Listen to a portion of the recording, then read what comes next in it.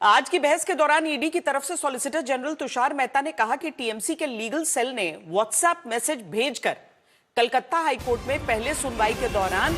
भीड़ बुलवाई थी। Solicitor general ने कहा कि टीएमसी के लोगों को तब दोपहर 1 बजे इकट्ठा होने का निर्देश दिया गया था। बसें तक व्यवस्था करके दी गई थी। उनके अनुसार हाईकोर्ट को जंतर मंतर बना दिया गया। इस पर सुप्रीम कोर्ट की बेंच ने पूछा, क्या वास्तव में कोर्ट को जंतर मंतर बनाने की कोशिश हुई? इस मामले में अब ईडी की तरफ से जो सुप्रीम कोर्ट में चैट का स्क्रीनशॉट दिखाया गया है, वो हम आपको एक्सक्लूसिव दिखा रहे हैं। यही वो चैट है जिसके आधार पर ईडी ने दावा किया कि टीएमसी की लीगल टीम ने कलकत्ता हाईकोर्ट में सुनवाई के दौरान भीड़ जुटवाई थी, उसकी वजह से तब सुनवाई तक नहीं हो पाई थी। सृष्टि, ये जो एक्सक्लूसिव चैट की ये जो तस्वीर हम दिखा रहे हैं, जाहिर तौर पर उस समय सुनवाई के वक्त इतनी अफरा तफरी हो गई थी, इतनी भीड़ हो गई थी कि अदालत कार्रवाई ही नहीं कर पाई थी उस पूरे मामले में। आज जब ये दिखाया गया है, इससे स्पष्ट होता है कि वाकई एक राजनीतिक तौर पर कानून को किस तरीके से क्या प्रभावित करने की कोशिश, क्या इस तरह के भी आरोप?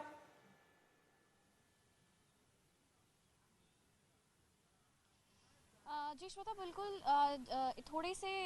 डिटेल्स हम इस स्क्रीनशॉट के बारे में देना चाहेंगे अपने दर्शकों को। जब हाईकोर्ट में, कलकत्ता हाईकोर्ट में पहली हियरिंग हुई थी, टीएमसी और ईडी दोनों की याचिकाओं पे पहली हियरिंग होनी थी, वो हियरिंग हो नहीं पाई थी क्योंकि कोर्ट में इतनी भीड़ थी कि जो वकील हैं उस मामले के, वो तक कोर्ट के अंदर नहीं जा पाए थे। इसी कारण कलकत्ता हाईकोर्ट को ना सिर्फ वो हियरिंग एडजर्न करनी पड़ी थी, लेकिन हियरिंग के दूसरे दिन के पहले भी कलकत्ता हाईकोर्ट को एक एडवाइजरी इशू करनी पड़ी थी, जिसमें साफ तौर पे लिखा था कि इस मैटर की हियरिंग के दौरान सिर्फ उस केस के वकील कोर्ट के अंदर होंगे और अगर किसी को भी वो हियरिंग अटेंड करनी है तो उन्हें वीसी ऑनलाइन यूट्यूब पे लाइव स्ट्रीमिंग के थ्रू करना होगी।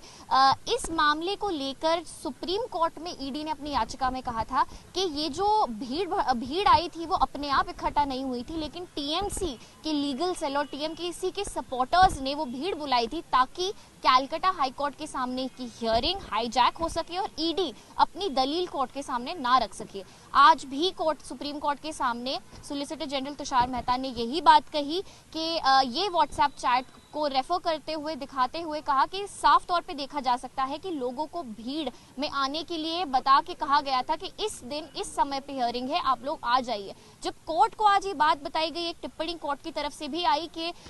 हाई कोर्ट को जंतर मंतर बना दिया गया था अगर सबको ये कहा गया कि आप सब इस डेट इस टाइम पे यहाँ पर इकट्ठा हो जाइए। ये आर्ग्यूमेंट जो हमने आज सुप्रीम कोर्ट के सामने रखते हुए देखा, इसका मेन जो गोल था ईडी का वो ये बताना था कि ये पूरा जो मामला चल रहा है इसकी हियरिंग सुप्रीम कोर्ट को करनी चाहिए, क्योंकि ममता बनर्जी के वकील,